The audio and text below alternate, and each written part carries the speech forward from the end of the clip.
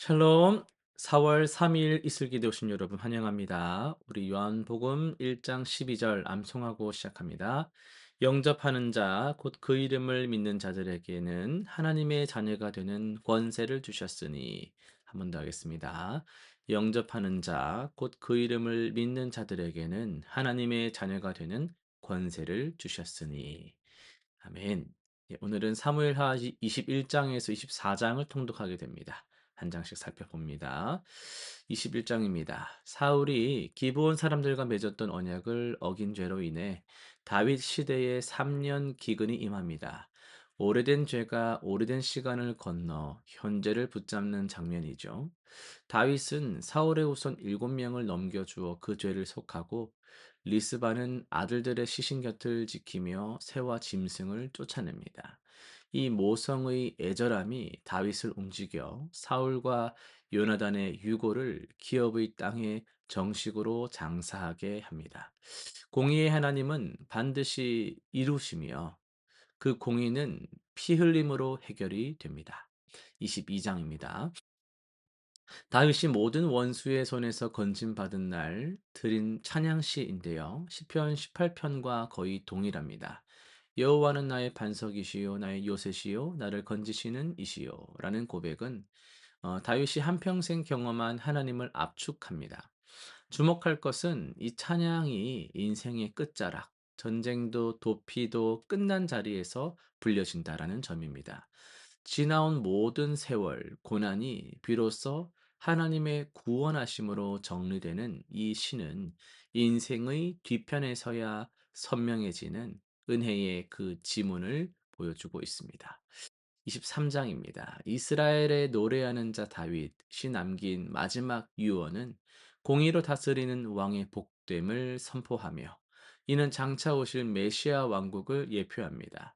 이어지는 37인 용사 명단은 단순한 공훈 기록만이 아닙니다. 다윗의 왕국이 혼자의 것이 아니라 이름 하나하나마다 헌신과 희생이 새겨진 공동체로 세워졌음을 증언하죠.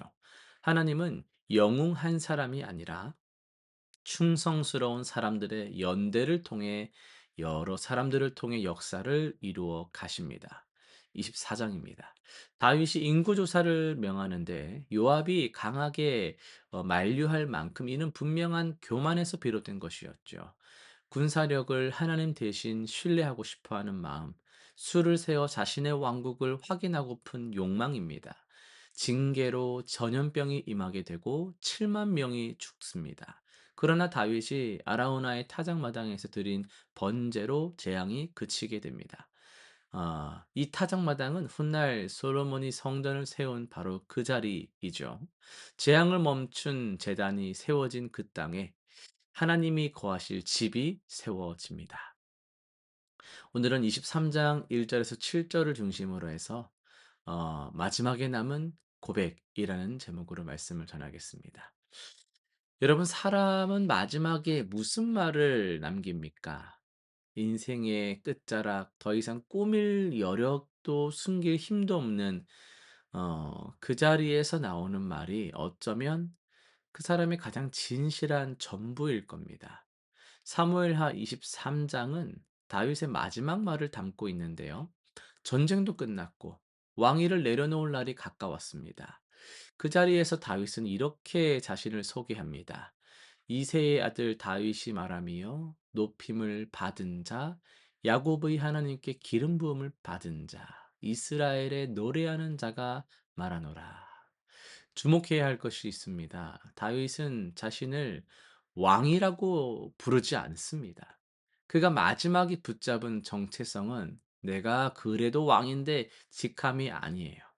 높임을 받은 자. 내가 스스로 높아진 것이 아니라 늘 하나님이 나를 높이셨다라는 고백입니다. 기름 부음 받은 자. 내 능력이 아니라 하나님의 선택이 나를 세웠다라는 선언입니다. 이스라엘의 노래하는 자. 평생 하나님을 향해 노래한 사람. 왕국보다 정복보다 업적보다 다윗이 마지막에 붙잡은 것은 나는 하나님과 함께한 사람입니다. 라는 정체성이었습니다. 2 절에서 그는 고백합니다. 여호와의 영이 나를 통하여 말씀하시며 그의 말씀이 내 혀에 있도다. 다윗의 시편의 절반을 다윗은 시편의 절반을 남긴 사람이죠. 그런데 그는 그것을 '내가 썼다. 내 작품이다. 내 커리어다.'라고 부르지 않습니다. 하나님의 영이 자신을 통해 말씀하셨다라고 합니다. 자신은 통로였다라는 것이죠. 5 절에 가장 깊은 고백이 있습니다. "내 집이 하나님 앞에 이같이 아니하냐. 하나님이 나와 더불어 영원한 언약을 세우셨으니." 다윗의 집안을 우리는 알죠. 간음, 살인, 자녀들 간의 반목, 아들의 반역, 아름답지 않습니다. 그런데 다윗은 그럼에도 불구하고 하나님이 언약을 세우셨다라고 고백을 합니다. 영원한 언약, 인간의 실패로 깨지지 않는 언약. 다윗은 자신의 성공을 붙잡고 죽은 사람이 아니라 하나님의 언약을 붙잡고 죽은 자였죠. 이 아침 우리에게 여러분에게 묻고 싶습니다. 여러분 삶의 마지막에 과연 무엇을 남기시겠습니까? 무엇이 남을까요? 여러분의 직함이 사라지고 업적이 흐려지고 사람들이 흩어진 자리에서 우리가 붙잡을 수 있는 것이 무엇이겠습니까? 부디 다윗처럼 이렇게 고백할 수 있기를 바랍니다. 하나님이 나를 통해 일하셨다. 하나님이 나를 통해 말씀하셨다. 나는 그분의 노래하는 자였다. 그리고 그분은 나와 언약을 세우셨다. 여러분 그 언약은 예수님 안에서 완성되었습니다. 다윗의 후손으로 오신 그분이 이 언약의 성취자이시죠. 우리가 이 아침에 하나님 앞에 나온 것은 바로 그 언약 위에 서 있기 때문입니다. 실천사항 세 가지 정해 봅니다. 오늘 하루라도 나는 누구인가를 직함이나 역할이 아닌 하늘에 계신 아버지와 나의 관계로서 정의해 보십시오. 그 고백을 짧게 적어두는 것도 좋겠습니다.